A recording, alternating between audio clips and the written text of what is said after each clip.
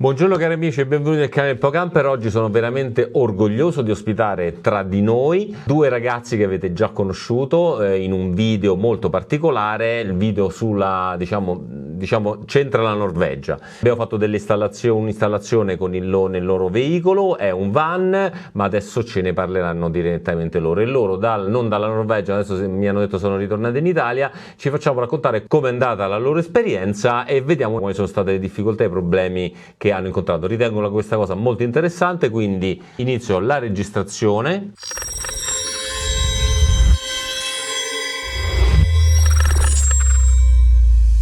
Ragazzi, buongiorno, eccoci qua. Daniele e Lara, buongiorno, è veramente un piacere avervi tra noi. Vi vedo ancora sani e questo è già un grandissimo vantaggio, cosa non scontata in realtà, perché avete passato sicuramente l'inverno, quindi la parte più dura dell'anno, in condizioni abbastanza sicuramente importanti. Per coloro che ci seguono, insomma, ripetiamo che voi avete fatto un'esperienza assolutamente particolarissima, in quanto siete stati con il van che abbiamo tendenzialmente allestito, ci abbiamo un pochino messo le mani in Norvegia. Quindi ragazzi, mi dovete assolutamente, facciamo poi un riepilogo di ciò che abbiamo installato, però ci dovete assolutamente dire com'è andata. Questo è un must. Allora, intanto siete in Italia, giusto? Sì, ora siamo in Italia, siamo rientrati e è stato un inverno interessante, direi. Siamo partiti dal sud della Norvegia e siamo arrivati fino al nord, zona Lofoten e poi anche Tromsø, e quindi ci siamo fatti pienamente tutto l'inverno nel nord della Norvegia, quindi è stato doppiamente duro. Sì. Non ti bastava il sud? No, ancora un pochino più al nord. Chiaramente lavorando, questa è la cosa interessante, no? Entrambi lavoriamo, facciamo orari di ufficio, siamo molto flessibili, però orari di ufficio, e quindi sì, lavorando, viaggiando, facendo le varie attività che ci piace fare, che in inverno sono tante, fortunatamente, e la Norvegia ne offre tantissime, quindi molto fortunati. Però sì, siamo sopravvissuti. Quello che mi sono chiesto più volte in questi mesi in cui non ci siamo visti, è come utilizzavate il vostro tempo all'interno del van, soprattutto per le poche ore di sole, di luce che c'erano disponibili. Questa è la cosa che un pochino mi lasciava più dubbi, vi dico la verità. Con il lavoro siamo abbastanza fortunati, nel senso che volendo abbiamo avuto la possibilità di iniziare tardi la mattina, anche verso le 10 o simili, così da avere un po' di luce la mattina per poter fare qualcosa. Però alla fine, vuoi per motivi di lavoro o altro, non abbiamo usato tantissimo questa possibilità, quindi per lo più facciamo orario normale dalle 8:30 fino alle 5 più o meno, e poi subito dopo andavamo a fare attività. La cosa buona della Norvegia è che se fai sci di fondo, arrampicata sul ghiaccio, qualsiasi sport invernale offre tante opzioni, soprattutto per sci di fondo. Puoi fare sci di fondo quasi ovunque, e molto spesso le piste sono gratuite e anche illuminate, però consigliamo di andare sempre con una frontale. Con una luce frontale. Ah, con la luce frontale, ho capito, certo. Bene, senti ragazzi, allora io qui mi sono preso un pochino delle indicazioni su ciò che vi abbiamo installato, quindi quali sono le caratteristiche principali che hanno orientato la vostra scelta. Mi ero orientato verso le poche ore di sole e quindi chiaramente un problema energetico, e poi fondamentalmente le temperature molto rigide, quindi un impianto di riscaldamento adeguato e una coibentazione. Per quanto riguarda la parte energetica, avevamo montato una 300 Ah con il Multiplus, 2 DC charger, l'MPPT un pochino piccolino, ma perché in realtà la vostra caratteristica, il vostro supporto energetico dal punto di vista del sole non era molto importante, cioè avevate un pannellino piuttosto piccolo. Come vi siete trovati con la parte energetica? Stiamo parlando di dispositivi Victron, ok? Zero problemi. Zero problemi. dal punto di vista della quantità di carica e autonomia. Ma vi muovevate parecchio all'interno della giornata oppure siete stati stanziali per parecchio tempo? Allora, diciamo che più o meno abbiamo avuto un'autonomia di 2-3 giorni, ma alla fine dopo 2-3 giorni, bene o male, hai da fare altri servizi quali acqua, bagno. Esatto, un po' disposti, però bene o male, comunque consideriamo che facevamo appunto magari una mezz'oretta di macchina ogni 2-3 giorni, ma non di più, quindi non è che caricavamo veramente le batterie, ma non abbiamo mai avuto nessun problema di autonomia, anzi siamo anche stati per una settimana in un posto e lì i servizi erano vicini, quindi per ricaricare semplicemente ci muovevamo quei fare la spesa. 10-15 minuti e gli davamo un po' una carica e... dal punto di vista energetico per i nostri consumi 300 mAh sono stati ottimi, sufficienti, quindi anche le possibilità di ricaricarlo, di mantenere la batteria efficiente è stata corretta. Il fatto anche che è posizionata sotto, diciamo, in una zona comunque protetta, anche se la vostra batteria è una batteria particolare perché è una batteria autoriscaldante e quindi non avrebbe comunque avuto problemi di gelo, però insomma comunque sia il posizionamento sia l'autonomia è stata ottima. No, nessun tipo di problema sulla batteria, anzi era una di quelle cose di cui ci dovevamo veramente preoccupare poco durante il viaggio. Ottimo, questo mi fa veramente molto piacere perché significa che lo abbiamo calibrato bene, dai. Invece impianto di riscaldamento, fatemi capire com'è andata. Lì è una storia diversa. Di media, allora considera che noi dal 28 di ottobre, che eravamo nel sud della Norvegia, a Oslo, abbiamo incontrato la prima neve e abbiamo continuato ad avere neve, quindi condizioni dallo 0 a meno 20, come hai visto nelle foto, meno 22. fino a qualche settimana fa. Sì, la settimana di Pasqua praticamente, quindi fino alla settimana di Pasqua c'è stata neve. Noi abbiamo una Truma Combi gas e un'autonomia di 3 giorni con una bombola da 11 kg. Con riscaldamento che va H24 impostato a 21 gradi, ma che non raggiunge mai 21 gradi. No, non è mai successa questa cosa. Non ce l'ha fatta, rimaneva sempre sui 17-18. Quindi all'interno del veicolo, infatti che temperature, mediamente che temperatura avevate intorno, ho visto meno 20, però mediamente intorno ai meno 10? Sì, è l'esterno, dico. Io direi mediamente siamo stati tra i meno 10 meno 15, mediamente. Per noi meno 15 iniziava ad essere un problema, poi... Sì, da meno 11 abbiamo iniziato a riscontrare che un po' di tubi ghiacciati o dovevamo stare molto attenti. Meno 10, quindi, e all'interno, diciamo, stavate intorno ai 17-18 gradi? Sì. Insomma, stavate un po' freschini. Maglietta, felpa. Sempre le felpe, sì. Passiamo allora a questo punto ai problemi per i quali, diciamo, dovremmo cercare un attimo di modificare qualcosina. Leggiamo un po' l'email che mi hai mandato, così almeno vediamo dove agire. Sostanzialmente abbiamo visto che la zona del letto, ovvero sopra la cisterna dove passano i tubi dell'acqua e dove avevamo il filtro di potabilizzazione, quella zona lì viene riscaldata molto poco dalle tubazioni che abbiamo al momento. E infatti ho anche delle foto. Quindi la zona sostanzialmente, quella sulla destra, sul lato destro, è in realtà quella più problematica, quindi quella che vi ha dato più problemi, o anche lateralmente a sinistra, cioè tutta la parte posteriore laterale? Tutto quanto la parte sinistra diciamo, è stata soggetta a condensa o comunque sia problemi di riscaldamento. Sì. Tutta la parte... ok. Tutta la parte destra, la parte destra. Quindi significa che dobbiamo cercare di lavorare. Infatti ho visto il filtro vi si è rotto, noi avevamo installato un filtro dell'Aqua Travel, potabilizzatore, vi si è rotto, quindi lo avete chiaramente giuntato, l'avete escluso? Abbiamo escluso e messo un tubo dritto.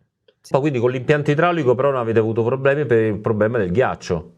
Sì, la pompa ci si è ghiacciata, sono rotte un paio per via del ghiaccio, una volta ci si è attaccata la pompa per via del ghiaccio alla cisterna dell'acqua e abbiamo dovuto mettere un'altra pompa per svuotarla, scongelare tutto, è stato uno show, è stato molto divertente. Sì, molto divertente, ok, d'accordo. Ma sentivate proprio una differenza di temperatura tra l'interno e queste zone che teoricamente dovevano essere riscaldate in qualche modo? Nella zona vivibile, ovvero sopra il letto, no, non Beh, c'era una grande differenza di temperatura, però sotto non appena aprivamo, alzavamo i materassi, sì, vedevi anche della condensa tra il materasso sì, e il sì. pianale, ehm, e le temperature lì erano veramente basse. Sì, Anche lato della cucina c'è un bel sì. calo di temperatura. Quindi fondamentalmente dobbiamo cercare un attimo di rivedere la coibentazione di tutta la tubazione e cercare di portare il calore ovunque. Questa sarà una bella sfida, perché un veicolo così piccolo non sarà molto semplice, ve lo dico già. Vediamo un attimo cosa fare, poi quando venite col camper lo guardiamo insieme. Poi altra problematica da risolvere, vai, ditemi tutto. Ci piacerebbe anche cambiare la bocchetta del bagno, perché abbiamo visto che in inverno da lì facciamo quasi fatica a farci la doccia per quanta aria calda butta. Sì, È proprio Addirittura? sì, sì, sì, sì. lì è veramente caldo.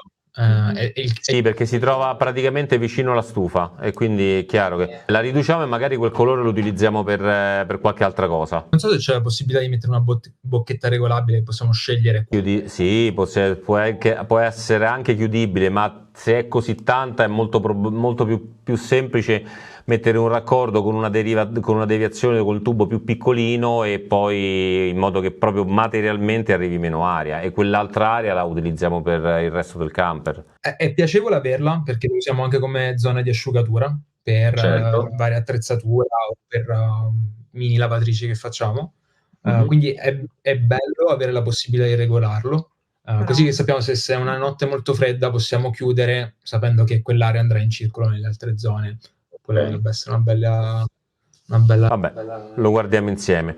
Mi sembra che avevate fatto una richiesta relativamente al riscaldamento del motore. Riscaldamento del motore o riscaldamento eventualmente aggiuntivo? Qual è il problema che avete trovato? Allora, problemi nessuno, nel senso che il camper fortunatamente è sempre ripartito. Abbiamo visto che ha fatto un po' di fatica quando stavamo a -15, -20. Verso la fine della stagione abbiamo iniziato a ricevere anche qualche allerta sulle candele di accensione.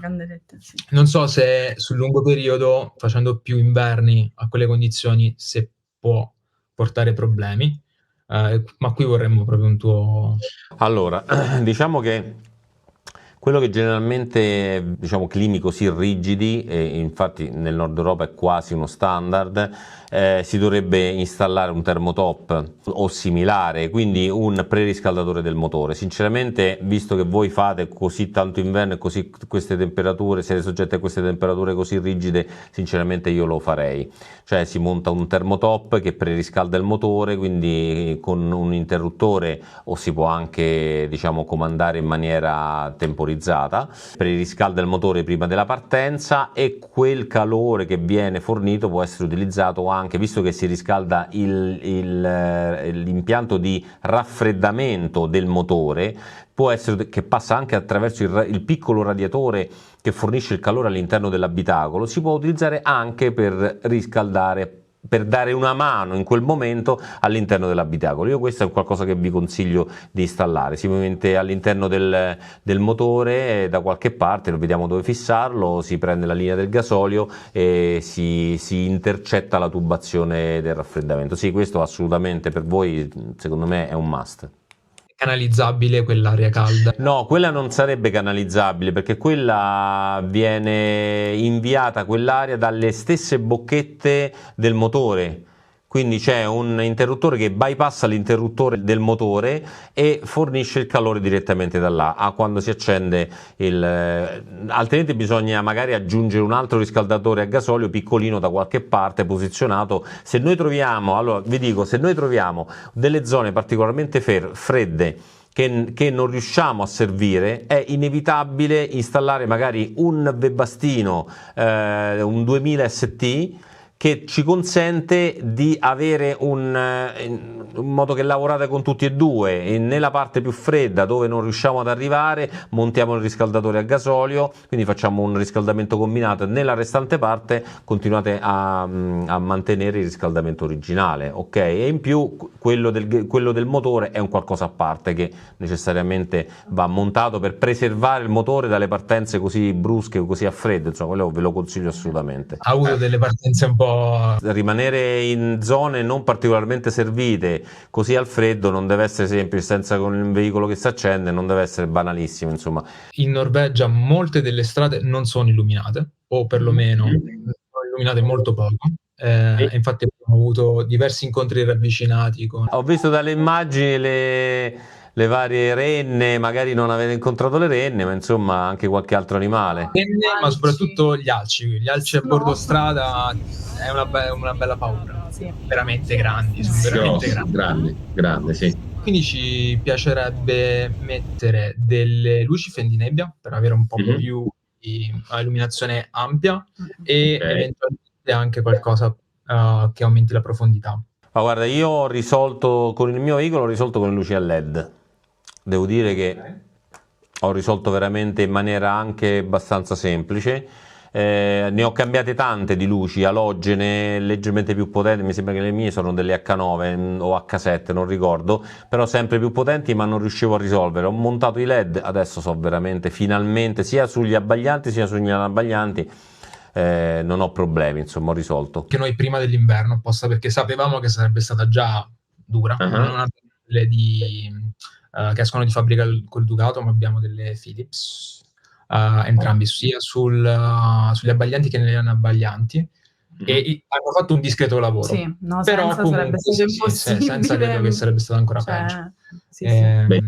Ottimo. Però ci piacerebbe vedere qualcosa di supplementare, un po' più aggressivo, sì, diciamo. e potenzialmente anche qualcosa dietro, perché quando facciamo retromarcia di notte pioggia è veramente può essere complicato. Allora, per quanto riguarda, mi sembra qualcosa relativo alla sicurezza, avevate necessità di un antifurto? Mi sembra che il vostro veicolo non ha nulla sostanzialmente attualmente. No, esatto. Non... Avete paura che una renna vi entri dentro e vi rubi qualcosa? Ne sono ben accette. No, esatto. No, vabbè, sì. Sinceramente quest'inverno siamo stati più che tranquilli in Norvegia. Non abbiamo mai, anzi ci è capitato anche di dormire a porte aperte quasi, vabbè, purtroppo, perché abbiamo avuto dei problemi con le chiusure delle porte per il freddo. Però non abbiamo avuto problemi, non ci siamo mai sentiti, diciamo, in pericolo. Esatto, però non andremo soltanto in Norvegia, cioè l'idea comunque sarà anche quella di stare un po' in giro nel resto d'Europa, e non sappiamo in che situazioni possiamo ritrovarci. E quindi volevamo più che altro sapere se più che altro da te consigli o cosa si potrebbe fare per migliorare proprio in generale un po' la sicurezza del camper, anche per sentirci più sicuri qualora dovessimo lasciare il veicolo in città, per esempio. Il discorso si divide in due: l'anti-intrusione, la possibilità di verificare la posizione del camper. Sono due cose separate. Per quanto riguarda l'anti-intrusione ci sono due cose: un antifurto elettronico e un antifurto manuale, diciamo meccanico. Io vi consiglio di montare, questo è il mio consiglio personale, cioè se fosse il camper mio farei così: monterei un Gemini, quindi un allarme elettronico all'interno del veicolo che copre la parte volumetrica e perimetrale. Quindi se apro le portiere davanti, il cofano o le due porte posteriori o la laterale, ho sicuramente un allarme sonoro. Però oltre a questo monterei sulla laterale e sulla posteriore comunque sia un dispositivo di blocco della block shaft, ad esempio, che vi consente di bloccare proprio la porta fisicamente, meccanicamente. Sono delle chiusure molto buone, molto resistenti, ben fatte e anche esteticamente gradevoli, e quindi hai un blocco meccanico per l'intrusione e hai un eventuale controllo sull'apertura.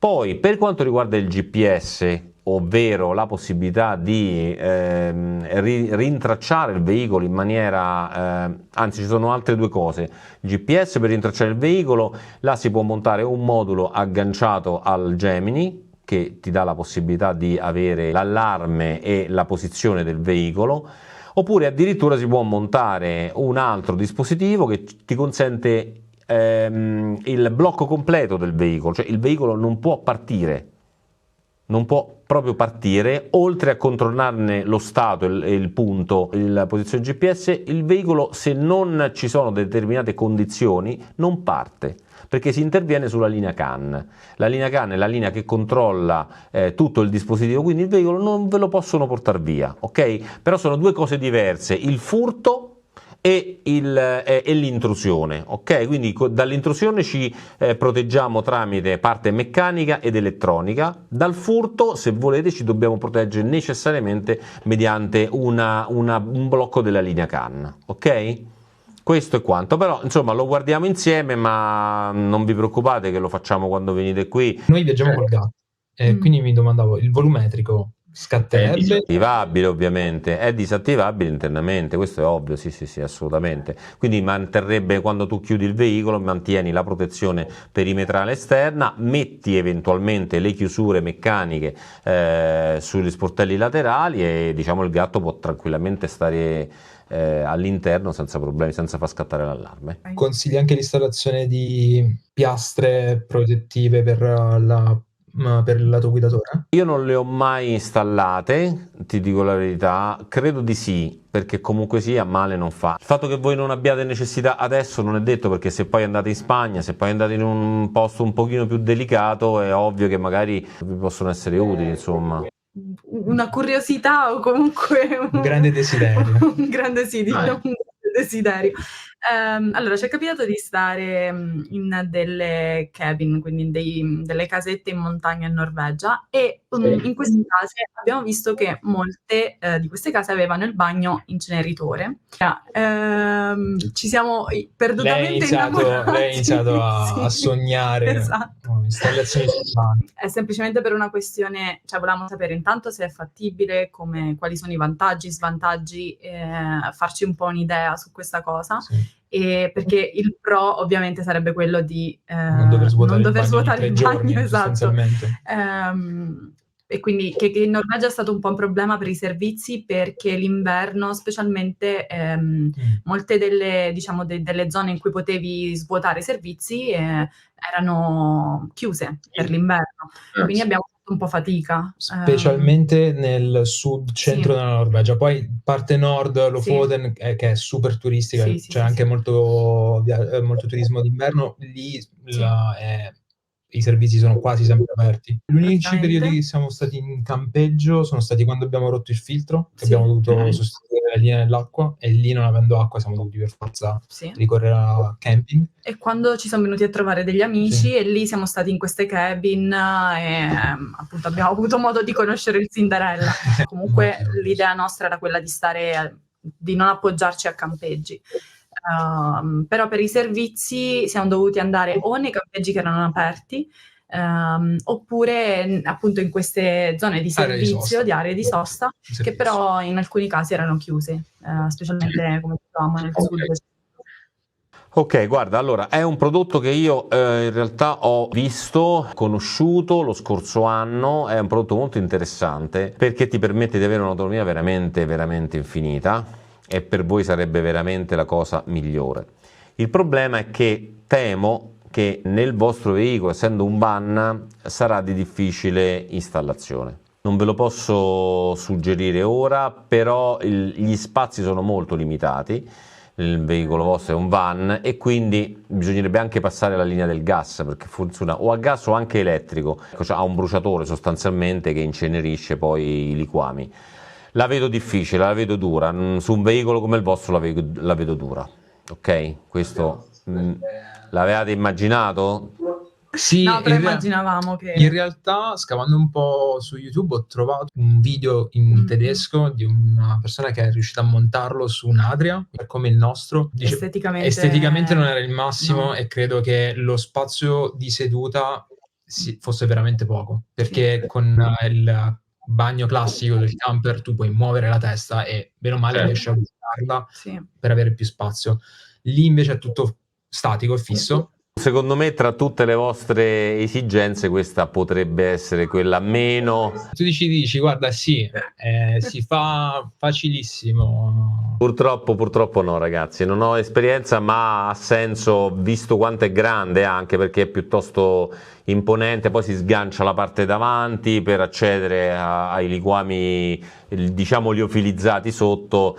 Non deve essere una cosa semplicissima. Se era un altro veicolo vi dicevo non lo so, però ci proviamo. Sul vostro mi sembra complicato, anche perché poi ci sono tutte le plastiche in termoformato e in generale quando si rimuove un Thetford o un Dometic che è comunque inglobato diventa una schifezza obiettivamente, quindi veicolo nuovo insomma non mi sento di consigliarvelo, ecco. Il riscaldamento diesel forse l'abbiamo toccato.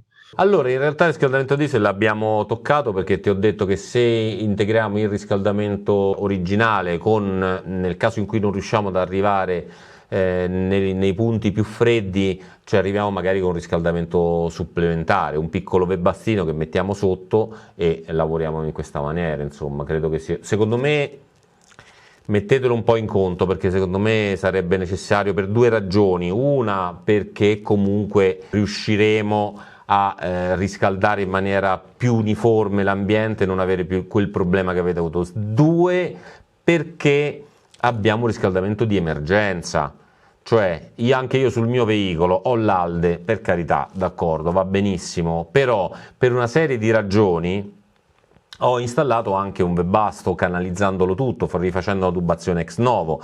Allora questo io l'ho fatto per diverse ragioni, per una velocità di riscaldamento, l'unica cosa che non ho fatto è per il comfort, perché chiaramente l'Alde ha un comfort sicuramente superiore, però ci sono tanti altri vantaggi, e anche per avere un riscaldamento di riserva. Io non vado così in montagna, però se dovessi andare in montagna comunque avrei diciamo la ruota di scorta dal punto di vista del riscaldamento. Succede qualsiasi cosa al primario, devo andare a casa, voi non potete andare a casa, voi rimanete là, quindi sinceramente sarebbe una cosa a cui io che terrei in considerazione, questa qui di un riscaldamento suppletivo. Ci pensiamo. Potremmo anche valutare l'idea di avere un Webasto o una qualche altra alternativa più grande, così che da poter eventualmente essere un backup effettivo, perché immagino che se quello piccolino, non so se dici che riesce a riscaldare tutto. Con quello piccolino non ce la fai a riscaldare tutto il veicolo a quelle temperature, assolutamente. Ti serve almeno un 4000. Voi avete una combi 4000 o 6000, te lo ricordi? Dovrebbe essere 4000. È anche elettrica? Sì. Ok, mai usata ovviamente. Beh, in campeggio, quando quei giorni in cui ci si era rotto il riscaldamento, non il riscaldamento, perdonami, l'acqua, eravamo in campeggio, avevamo... Chi vi ha fatto la riparazione? L'avete fatta voi? Dove avete trovato i pezzi, i componenti anche? Dalla concessionaria che ci ha venduto il camper, perché abbiamo preso questo camper in Norvegia e ci siamo affidati a questa concessionaria che ha diversi punti vendita distribuiti su tutto il territorio norvegese. Quindi abbiamo portata lì e loro semplicemente ci hanno dato un pezzo di tubo. Sì, no, è chiaro.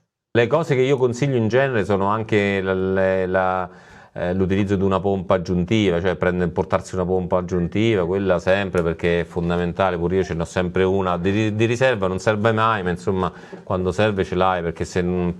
A noi è servita di recente, qualche mese fa. Sì, perché basta no, ma più che altro, più che la parte elettrica è la parte del pompante che si rompe, perché basta una volta in cui rimane un pochino cioè si forma il ghiaccio all'interno, spacca le membrane e la pompa non funziona più. Ho visto anche che avete avuto molto ghiaccio sulle porte, anche sul bordo delle porte, perché quelli sono gli spifferi ovviamente. Non ho aperto il portellone, la parte frontale, ma dando 2 botte con la mano suona vuoto. Sì. Poi non lo so, ma finché ci manca soltanto il fono assorbente, ma credo che sia proprio vuoto. Lo scopriremo appena scendiamo. Okay. Diciamo che secondo me comunque quando porterete il veicolo, secondo me dobbiamo rivedere tutta la parte della coibentazione e cercare veramente di smontare la parte interna della tamponatura degli sportelli ove è possibile accessibile e riempiamo di coibentante, perché quello è fondamentale. Poi ci sono i ponti termici, che quelli non si possono eliminare, ci sono alcuni ponti termici che non si possono eliminare, però quantomeno cerchiamo di dare un occhio alla coibentazione generale, la cosa più importante. Riduciamo la possibilità di infiltrazione di aria gelata da sotto all'interno, perché anche questo è importante. Vi faccio un esempio: se noi abbiamo lo scarico del serbatoio delle acque bianche per poterlo scaricare completamente, quello scarico esce all'esterno mediante un foro che passa nel pianale. Quel foro deve essere coibentato, deve non permettere all'aria esterna che sta a meno 15 di entrare all'interno, altrimenti basta pochissimo che quell'aria entrando dentro ghiaccia tutto il sistema di acqua, di l'impianto idraulico. Questa anche è una cosa a cui quindi lo dobbiamo tirare sul camper, lo lavoriamo dall'esterno e da sotto e cerchiamo di coibentare anche la parte inferiore, insomma chiudere tutte le possibili fonti di ingresso d'aria calda, di aria fredda, scusami. Abbiamo avuto un po' di problemi con la valvola dell'apertura delle acque chiare, ghiacciata di netto, non girava. È quella ragione che ti dicevo io, perché lei si trova all'esterno, dall'esterno entra l'aria fredda e la congela. Mi è successo anche a me su un altro veicolo, quindi quella là è un altro punto dove dovremmo mettere assolutamente qualche materiale coibentante. Si può fare una scatola esterna che ne permette la coibentazione. Segnatevi tutti i punti critici, ci mettiamo le mani in maniera importante. Tutti i punti. Va bene, ok. State in Italia voi adesso, giusto? Quindi il veicolo l'avete lasciato su? Sì. In aeroporto. In aeroporto? Sì, ci aspetta.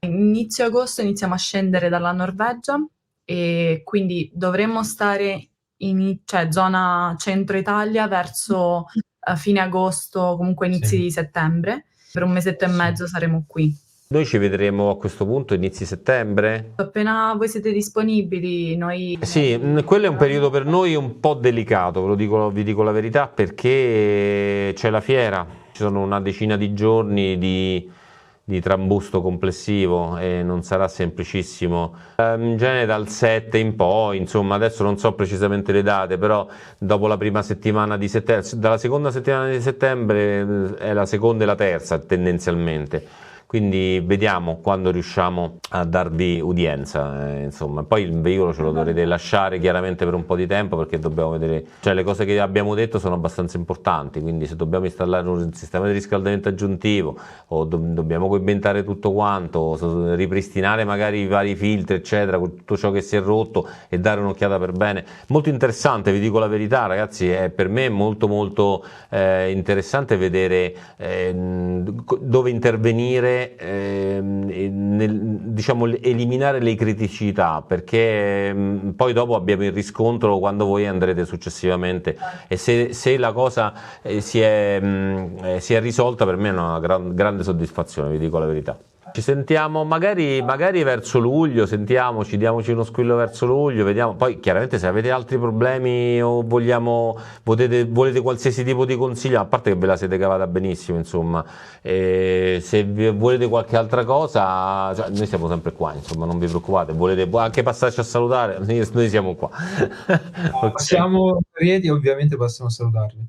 Grazie mille per aver partecipato a queste due chiacchiere tra amici, e niente, ci sentiamo a luglio e poi vediamo un attimo come organizzarci per fare i lavori, ok? Va bene, la vostra sarà una storia in progress, un work in progress, faremo vedere dove siamo intervenuti, perché questa è una cosa, sono più curioso io di cercare di sapere come risolvere soprattutto i problemi che avete trovato e darvi un pochino la soluzione. Ciao ragazzi, Grazie mille, buon lavoro per questa call. Grazie mille, ciao ragazzi.